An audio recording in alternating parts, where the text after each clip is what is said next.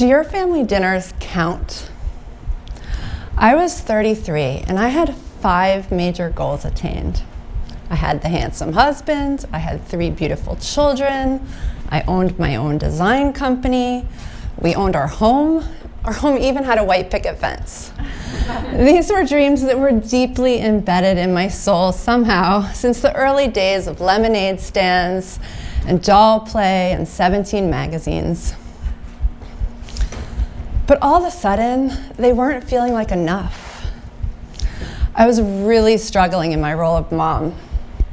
I was exhausted, and I was being constantly tested by this long list of to-dos that simply didn't exist before I became a mom. And really high on that list was breakfast, lunch, and dinner every day. No one told me.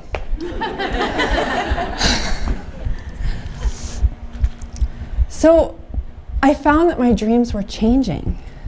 And my new dreams, they included simple things like a full night's sleep, 10 minutes in a shower without a toddler opening the shower curtain.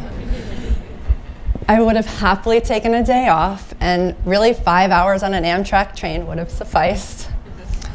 And if I was really dreaming big, I thought quite frequently about a personal chef who would swoop in and make breakfast, lunch, and dinner every day and clean the dishes afterwards.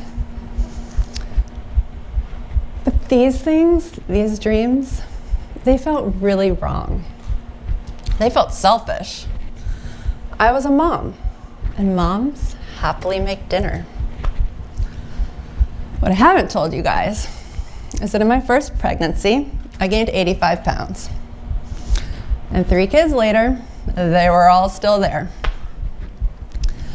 So one day, it was about 3 o'clock, and I was sitting at my desk, and I was staring off just past my monitor at this stack of coffee cups, which I had collected over the course of the day. And I would like to say there was 4, 5, but there was at least 6.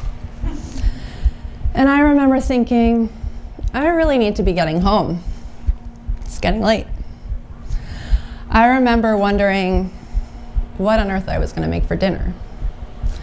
And then I remember just thinking, how the hell am I so exhausted if I just had all that caffeine? And it was in that moment, staring at those coffee cups, that I decided I had to deal with the most tangible part of my mama angst, my weight.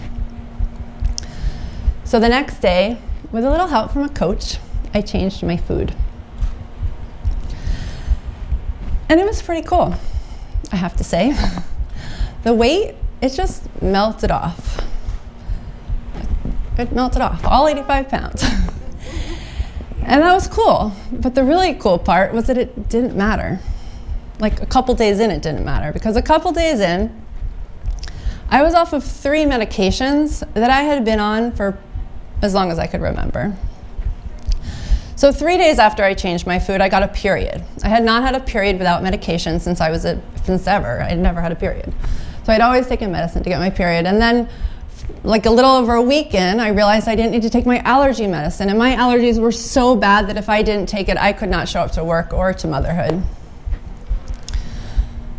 My energy and my happiness level was through the roof.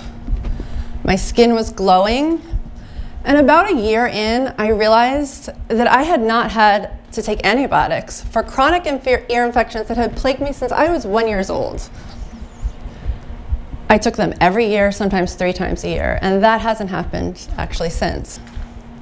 My eyes and my heart went right to my 4-year-old daughter, but she was really suffering. She didn't sleep at night. She did not pay attention in her little nursery. She wouldn't listen to anything anyone told her.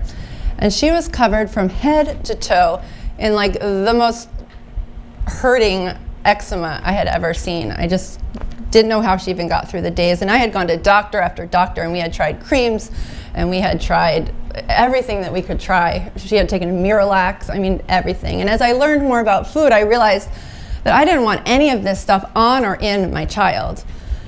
And so I was able to turn to food.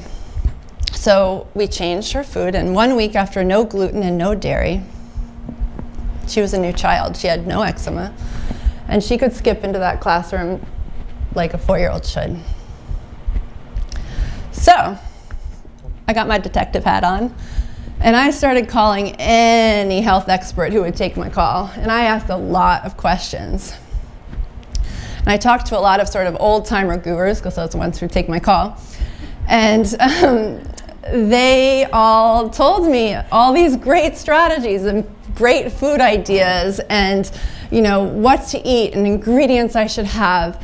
And it was awesome. And then I asked them about their kids. And they pretty much all told me that their kids left to do what they wanted to, which wasn't necessarily healthy.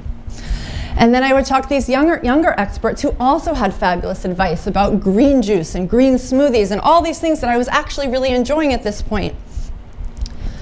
But they didn't know what to do with their toddlers. They were just running around town having their green smoothies and dealing with picky kids. And it was in that moment that I realized that my job as a parent was only part food and really part parenting. And that my goal was to raise kids who would someday go off and be healthy adults. And that what I really wanted to do was empower parents to be able to do the same.